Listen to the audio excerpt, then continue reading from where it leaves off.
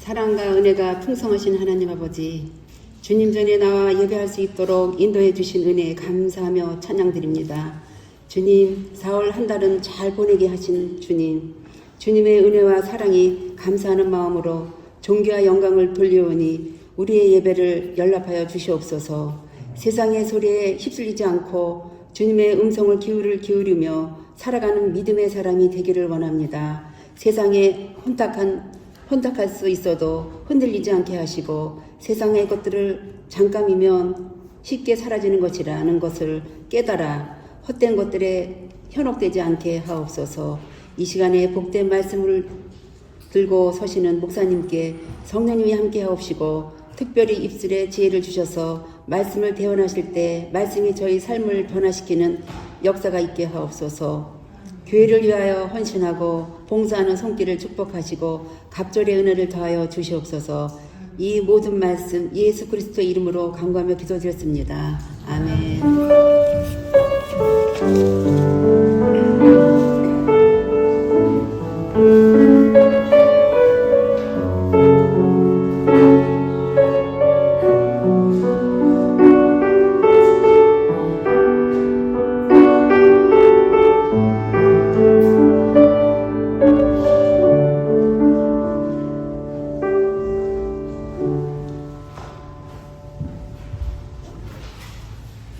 오늘의 복음입니다. 말라기 2장 17절부터 3장 6절까지입니다.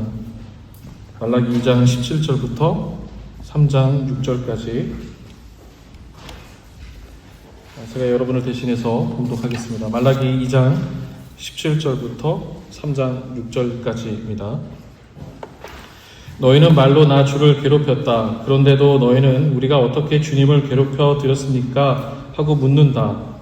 너희는 주님께서는 악한 일을 하는 사람도 모두 좋게 보신다.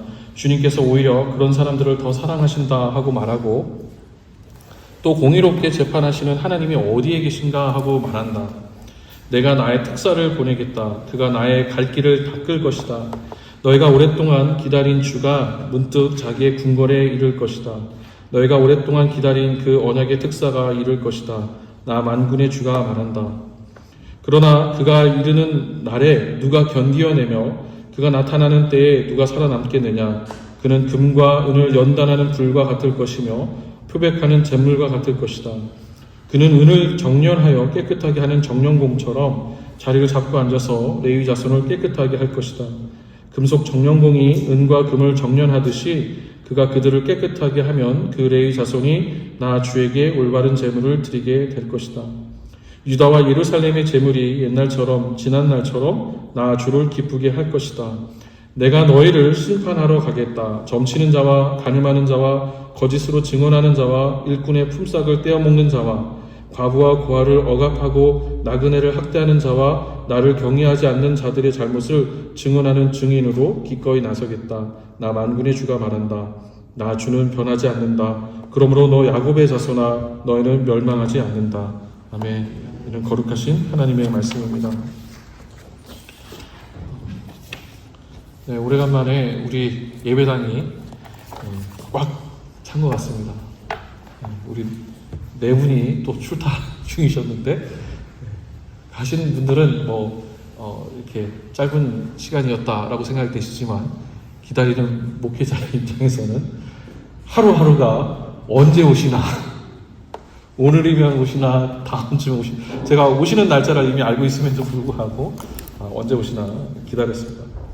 안타까운 거는 또 다음 주 화요일 날에 오기로 했던 가정이 한 주 연기가 돼서 그 다음 주로 오게 되었는데 저도 하루를 또 천년처럼 기다리고 있습니다. 그래서 아무튼 다 건강하게 무사한 모습으로 건강한 모습으로 오셔서 감사합니다. 우리 특별히 5월 첫째 주에 우리 안수 집사님 눈 수술을 앞두고 계시거든요. 그래서 같이 또 교우분들 위해서 기도해 주시고 또 우리 안수 집사님 응원해 주셨으면 좋겠습니다. 어제 다들 들어서 아시겠지만 이스트 밴쿠버 41번 가인가요? 제가 정확하게는 모르겠지만 필리핀 사람들이 모여서 라프라프 축제를 했는데 그곳에서 예기치 않는 불행한 일이 생겼습니다. 제가 이제 어젯밤에 이제 긴급으로 이제 그 지역에서 사역을 하고 있는, 저하고 이제 교제하고 있는 쉐브라는 목사님을 통해서 이메일을 받았고요. 그 이메일에서 이제 그 지역에 있는 몇몇 교회들, 그리고 또 저희가 같이 교제하는 그런 또 교회들이 여러 가지 지금 성도들 간에 그런 어려운 일로 인해서 어려움을 당하고 지금 고통 가운데 있다라고 하는 이야기를 들었습니다. 그래서 생각나실 때 기도해 주셨으면 좋겠습니다. 아직까지 뭐 어떤 일로 이제 이런 일들이 생겼는지 정확하게 알지 못하지만 그 유가족들과 또 아픔을 당한 이들이 좋게 회복될 수 있게 해달라고 기도해 주셨으면 좋겠습니다. 자세한 또 상황들과 또 이런 것들은 제가 또 연락을 받는 대로 또 업데이트 해드리도록 하겠습니다. 오늘 말라기 2장 17절부터 3장 6절 원망 속에 드러난 하나님의 사랑이라는 제목을 가지고 같이 하나님의 말씀 나누도록 하겠습니다. 여러분, 하나님을 언제 원망하십니까? 여러분, 하나님 원망하신 적 있으십니까? 한번 잠깐 생각해 보시기 바랍니다. 나는 언제 하나님을 원망했을까?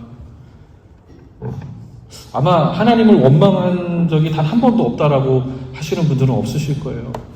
다 우리가 그런 경험이 있고, 그리고 또 앞으로도 하나님을 원망할 일들이 아마 있을 겁니다. 우리는 언제 하나님을 원망할까요? 제가 한번 좀 곰곰이 생각을 해봤는데, 하나님께서 나의 부르짖음에 응답하지 않으실 때, 그때 하나님을 원망하는 것 같습니다. 오늘 본문 2장 17절을 보시면요, 2장 17절 중반절에 이스라엘 백성들이 하나님을 괴롭게 하는 혹은 원망하는 구절이 나오는데, 이스라엘 백성들이 이렇게 얘기를 해요. 어떻게 얘기하냐면, 하나님께서 악한 일을 하는 사람도 모두 좋게 보신다. 주님께서 오히려 그런 사람들을 더 사랑하신다라고 말하면서 하나님을 원망하는, 물론 이제 성경 표현에는 괴롭게 하는 그런 표현이 나와 있어요. 이스라엘 백성들이 이렇게 하나님을 원망하고 하나님이 악한 사람들을 잘되게 하신다, 하나님께서는 아무런 일도 하지 않는다라고 이런 이야기를 하는 데에는 그 이유가 있어요. 한번 잘 생각해 보세요. 이스라엘 백성들이 포로로 끌려갔어요. 그 포로로 끌려가서 우리는 그래도 이민 생활을 하고 있어서 그래도 좀 낫지만, 이스라엘 백성들이 수천 킬로미터 떨어져서 바벨론으로 그리고 페르시아로 끌려가서 포로 생활을 한다라는 것은 어떤 정규적인 어떤 이런 직업이나 이런 걸 갖는 것이 아니라 완전히 노예 중에 그런 노예, 아주 가장 비참한 생활을 하는 거예요. 그런 비참한 생활을 하면서도 이스라엘 백성들 가운데 한 가지 소망이 있었어요. 어떤 소망이었냐면, 우리가 여기서 열심히 일하고 그리고 하나님 앞에 회개하고 또 열심히 말씀도 나누고 그리고 열심히 본국에 우리가 물질을 보내면 성전도 재건이 될 것이고 또 언젠가는 성벽도 재건이 될 거야. 그런 마음 가운데 소망을 품으면서 하루하루를 살아갔어요. 그래서 무려 한 70년 동안이나 정말 대를 이어서 그렇게 열심히 노력했어요. 그래서 마침내 70년 만에, 성전이 무너진 지 70년 만에 성전을 다시 지을 수 있었고, 그리고 느헤미야를 비롯해서 여러 또 선지자들과 또 여러 하나님의 사람들을 통해서 성벽도 역시 재건이 되었어요. 자, 이렇게 기도하는 마음으로, 정말 수고하고 헌신하는 마음으로 성전과 성벽이 재건이 되면 그 다음에는 어떤 일이 일어나야 될까요? 하나님께서 이스라엘을 회복해 하셔야 되는 거죠. 근데 70년이 지났는데 이스라엘이 회복은커녕 페르시아 제국은 계속해서 패권을 유지하고 있었고 이스라엘의 회복은 오지 않았어요. 이게 단순히 어떤 이스라엘 그 성전과 그 다음에 이스라엘 어떤 예루살렘 성벽을 재건하는 것에만 맞춰져 있는 것이 아니라, 사실은 이스라엘 백성들의 모든 삶이 이스라엘 재건과 맞춰져 있기 때문에 우리 민족이, 우리 나라가 세워져야지 나도 잘 되고 너도 잘 되고 우리 모두도 잘 되어야 되는데, 근데 이런 것들이 시간이 지나도 물거품처럼 아무런 역사가 일어나지 않으니까 이스라엘 백성들이 굉장히 실망했어요. 하나님을 원망했어요. 이스라엘 백성들이 볼 때 하나님께서 더 이상 공의로우신 하나님이 아니세요. 우리를 침략했던 페르시아는 점점 더 나라가 강해져 가요. 저 이스라엘 땅에 우리가 떠나왔던 그 땅에 있는 사람들은 이제 내가 이전에 내 땅과 내 밭과 우리 조상의 조상으로부터 이어진 곳에 농사를 짓고 그곳에 정착해서 살고 있어요. 이스라엘 백성들이 볼 때 하나님 공의로운 하나님이 아니에요. 내가 이만큼 하나님을 위해서 노력했는데, 내가 이만큼 하나님을 위해서 우리 자신을 드렸는데 하나님 들어주시지 않기 때문에 그래요. 공의로우신 하나님이 아닌 거예요.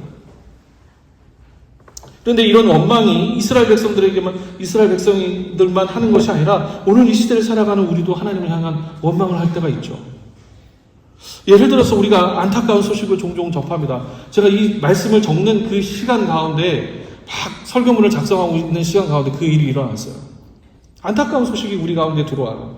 전쟁, 기근, 폭력, 가난, 자연재해 등 우리가 통제할 수 없는 일들을 우리가 종종 접합니다.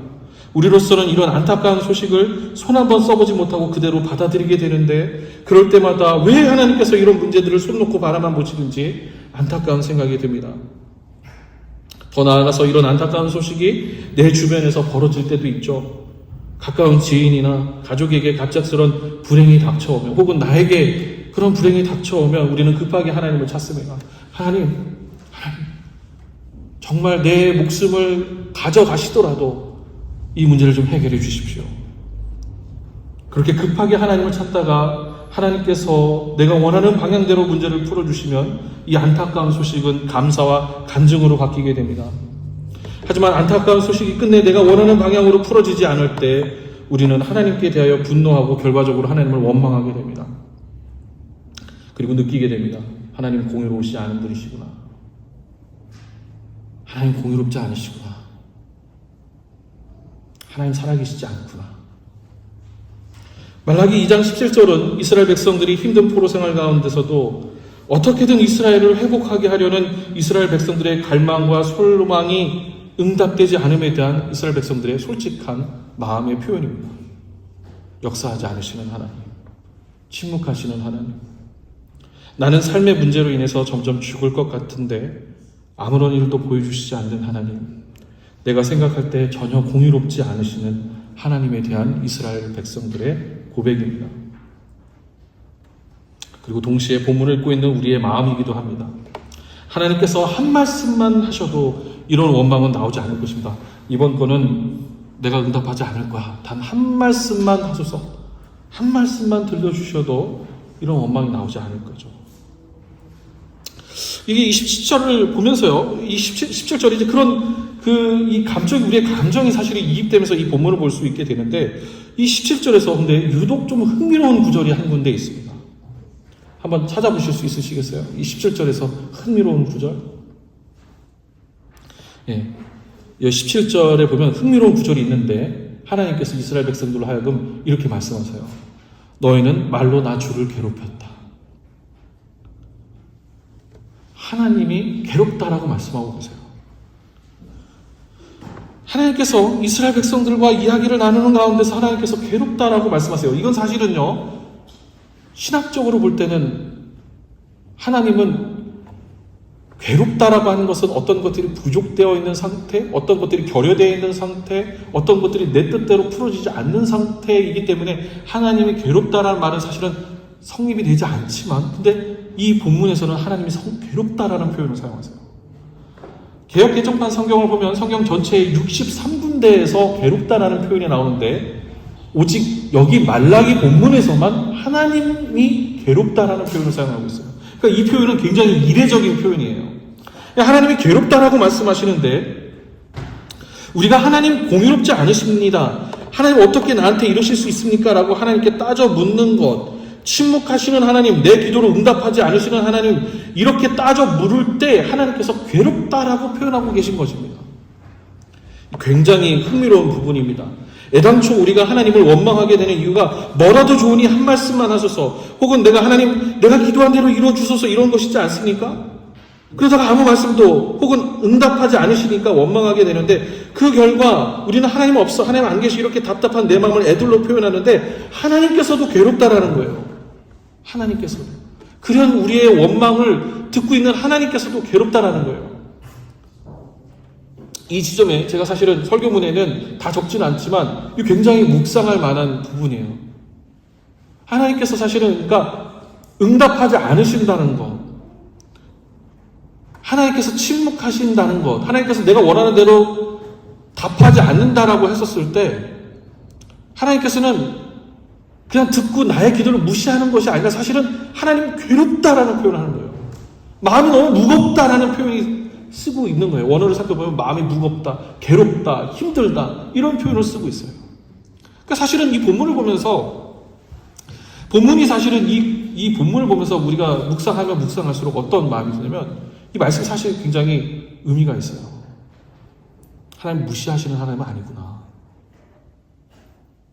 하나님 내 기도를 응답하지 않으시는 하나님이 아니구나. 듣고 계시는구나.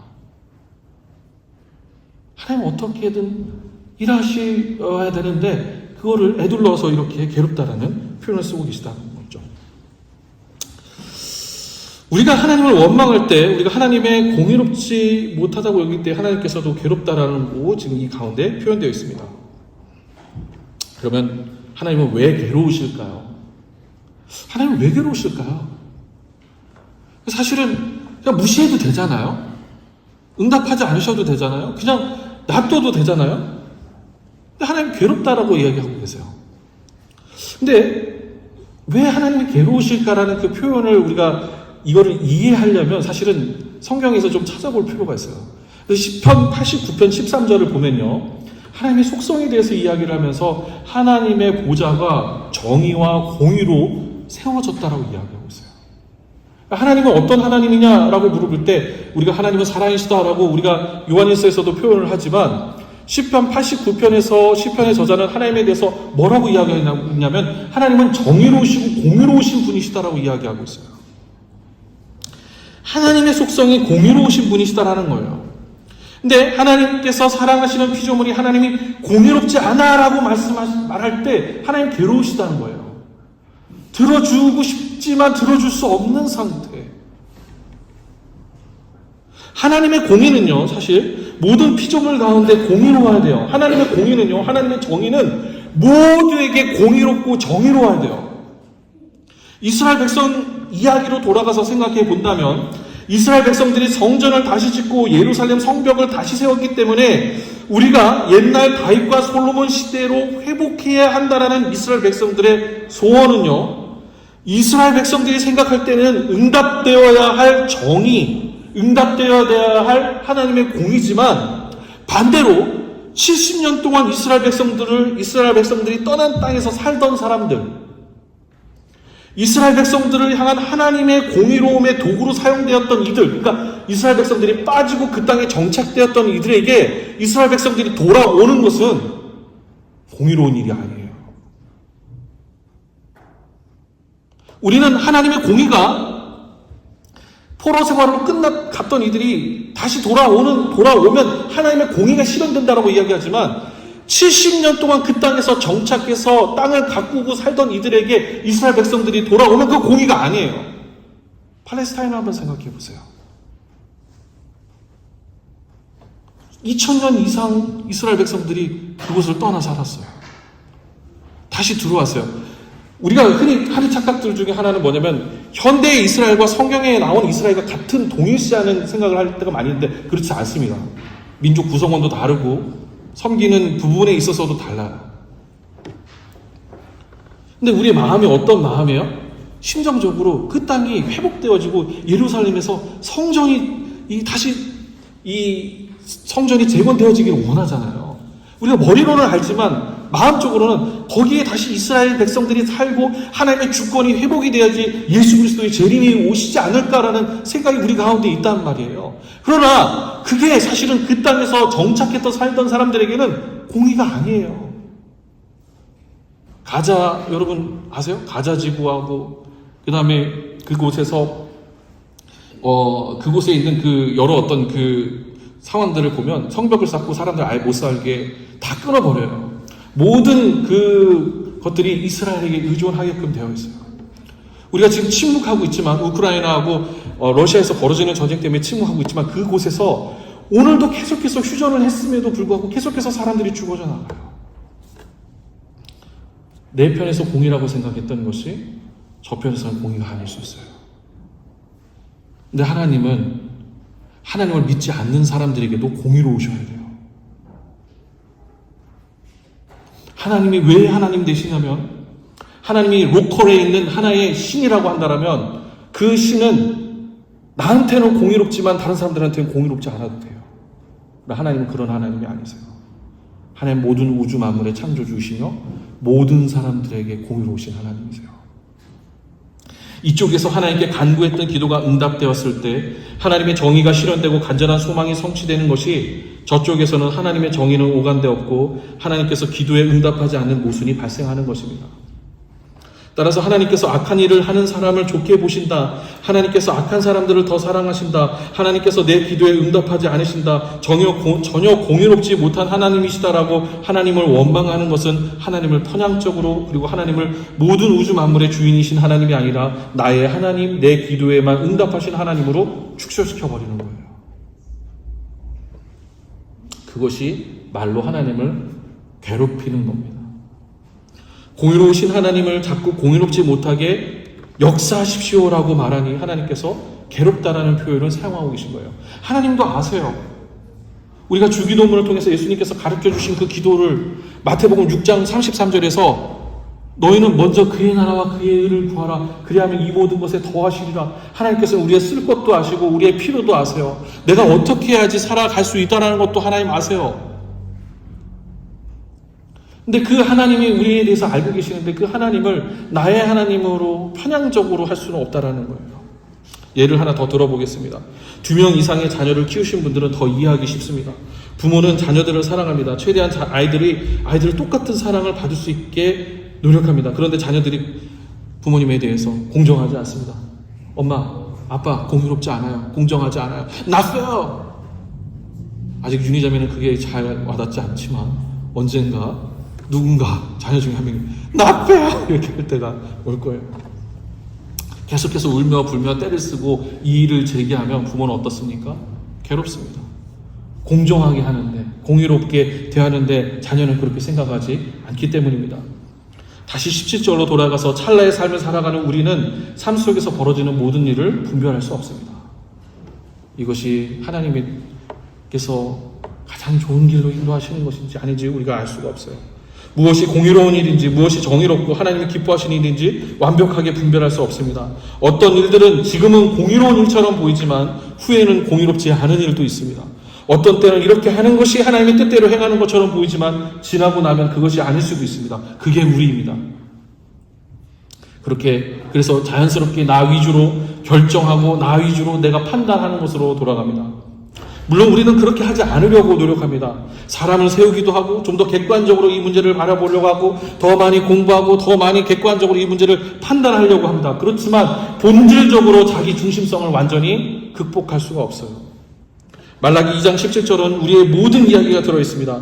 표면적으로는 하나님과 우리 사이에서 벌어진 논쟁이지만 우리의 한계가 들어있고 아무런 반응도 없으신 하나님인 줄 알았는데 우리의 항변에 괴로워하시고 마음 아파하시는 하나님이 이 본문 가운데서는 드러나 보입니다. 말라기 3장 1절입니다. 이 3장 1절부터 5절을 보면요, 이 하나님께서 보내시는 특사에 대한 이야기로 시작되어집니다. 많은 신학자들은 말라기에서 언급하는 이 특사를 예수 그리스도로 바라봅니다. 중요한 것은 이 특사가 어떤 일을 하냐는 것입니다.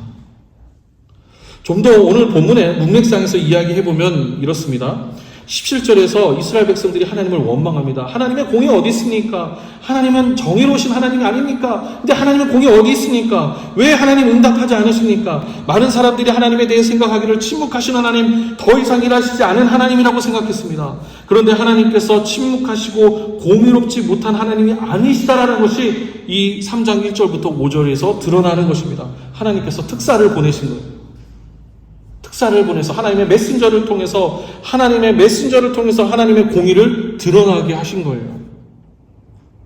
2절과 3절을 보면 하나님의 특사 앞에서 감춰진 것이 드러납니다. 말로만 정의를 외치고 하나님의 뜻을 따른다고 했던 것들이 드러나는 것입니다. 예수님을 생각을 해보면 2절과 3절이 이해하기 쉽습니다. 예수께서 오셔서 하나님 나라 복음을 선포하고 복이 무엇인지를 말씀하셨을 때 감춰졌던 것들이 드러납니다. 그렇지 않습니까? 그동안 제사장과 바리새파 사람들 그리고 사두개인들, 이 사람은 어떤 종교적인 그런 권력을 갖고 힘을 갖고 그리고 그 사역에 모든 사람을 동참했던 사람들, 이 사람들이 하나님의 사람들인 줄 알았는데 예수 그리스도께서 오심을 통해서 완전히 다 뒤집어지는 거예요.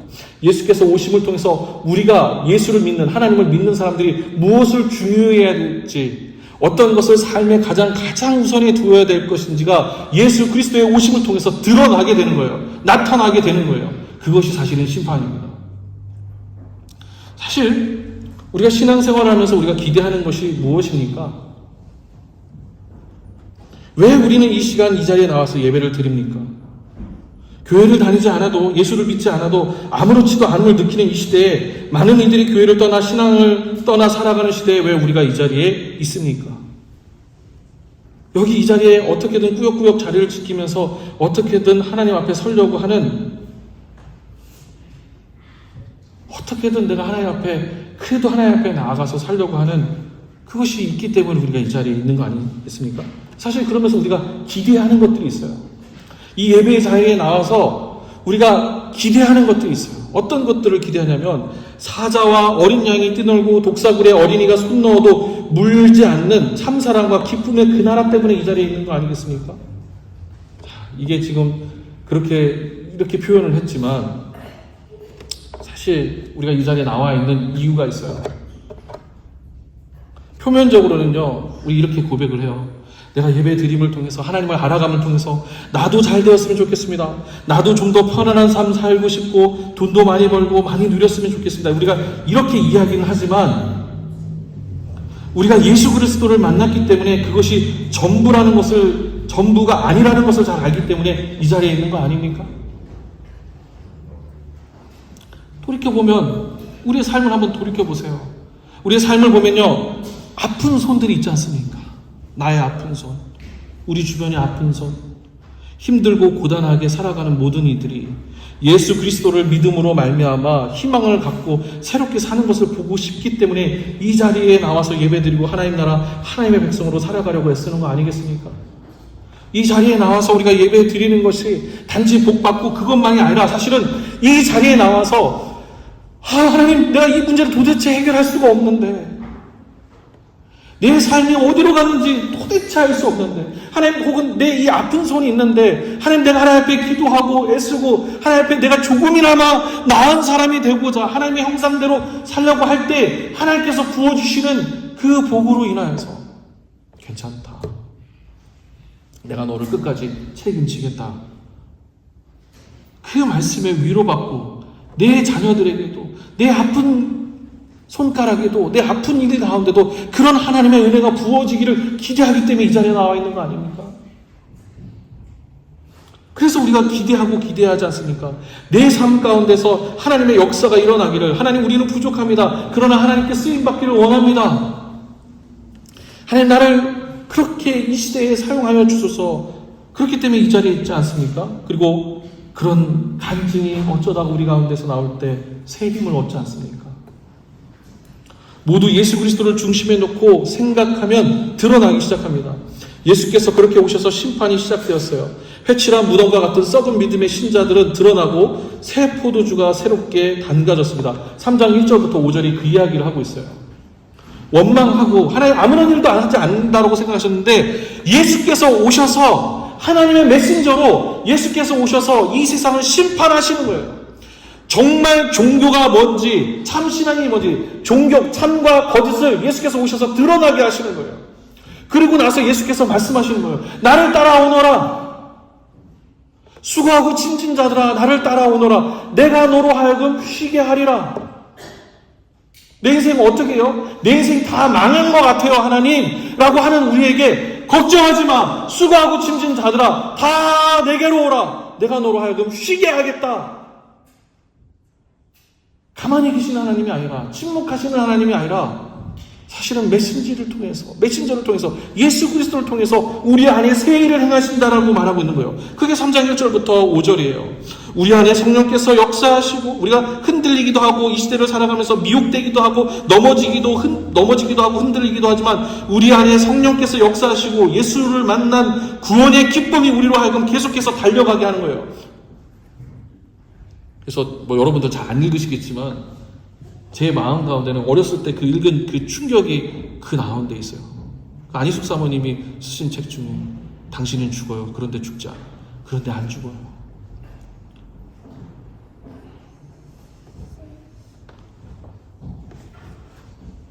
죽는 것처럼 보이지만, 그리스도와 함께 죽는 것처럼 보이지만 그리스도께서 부활하신 것처럼 다시 우리 그리스도인들 삶 가운데 부활의 역사하심이 우리 삶 가운데 있다는 거예요. 하나님의 공의가 예수 그리스도를 통하여 드러나고 그리고 예수 그리스도를 따라 사는 우리를 통해 드러난다는 거예요. 우리가 생각도 다르고 자란 환경, 삶의 배경도 모두 다르지만 크신 예수 안에서 우리가 하나가 되는 거예요. 그러니까 즉 예수 그리스도 안에 우리가 충분히 그분 안에 거할 때, 그리고 그분이 예수께서 걸어가신 길을 따라갈 때 우리 안에 하나님께서 새 일들을 행하시는 거예요. 그 기쁨을 우리가 조금이나마 맛봤기 때문에 그들이 이 자리에 와서 예배드릴 수 있는 것이죠. 6절입니다. 나 주는 변하지 않는다. 그러므로 너 야곱의 자손아 너희는 멸망하지 않는다. 마지막으로 하나님께서 원망하고 있는 이스라엘 백성들의 쐐기를 박으세요.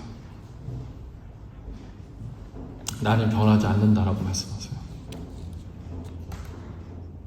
침묵하시는 하나님인 줄 알았는데 내 인생을 완전히 구렁텅이로 아무것도 안 하셔서 그냥 나 이제 이렇게 살다가 다 끝나는가 보다 하고 생각하고 있던 나인 줄 알았는데 하나님께서 예수 그리스도를 통하여 그리고 영적인 이스라엘 백성인 우리에게 다시 말씀하고 계신 거예요.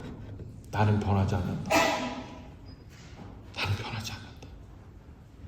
아브라함에게 하셨던 그 약속이 여전히 우리에게도 유효하다는 거예요. 나는 변하지 않는다. 이 말씀에 여러분 위로받으셨으면 좋겠어요. 이 말씀이 오늘 이 시대를 살아가는 우리에게 큰 위로와 가슴에 새겨지기를 축원합니다. 하나님은 변함이 없으신 분입니다.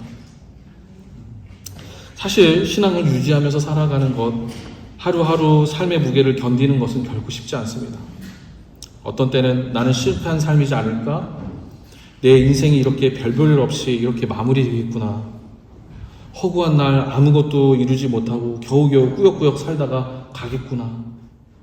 나의 비루한 삶을 안타까워하고 속상해하는 나에게 어렸을 땐 난 꿈도 많고 하고 싶은 것도 많고 이루고 싶은 것도 많았는데 내 삶이 여기 그냥 저기 변방에 있는 캐나다 저기 밴쿠버에서 렌트값만 내다가 살다가 가겠구나 라고 하고 있는 나에게 하나님께서는 나는 변하지 않았다. 내가 너를 내 가장 귀한 아들 예수의 피값으로 샀으며 너를 사랑한다라고 하나님께서 말씀하십니다. 우리 인생은 소중합니다. 지위, 신분, 성적 정체성 그 어떤 것과도 상관없이 하나님의 형상으로 지음받은 우리 모두는 소중하며 그리스도의 피값으로 사신 주님의 자녀입니다. 그냥 그렇게 끝나는 삶은 없습니다. 여러분 그냥 그렇게 끝나지 않아요. 예수를 믿는 사람들에게는 그냥 그렇게 끝나는 삶은 없습니다. 큰 일을 해야 명예를 얻어야 높은 지위에 올라야 하나님의 일을 하는 것이 아닙니다. 내 받은 달란트대로 하루를 견디며 살아갈 때, 내 받은 달란트대로 하루를 견디며 살아갈 때 마지막 날에 주님께서 수고했다. 착하고 충성된 종아 라고 말씀하실 것입니다.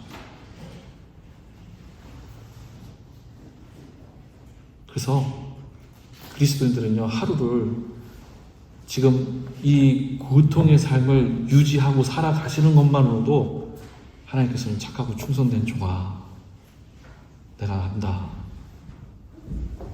나는 변하지 않는다. 라고 말씀하시는 겁니다. 그래서 기뻐하시면서 하셨으면 좋겠어요.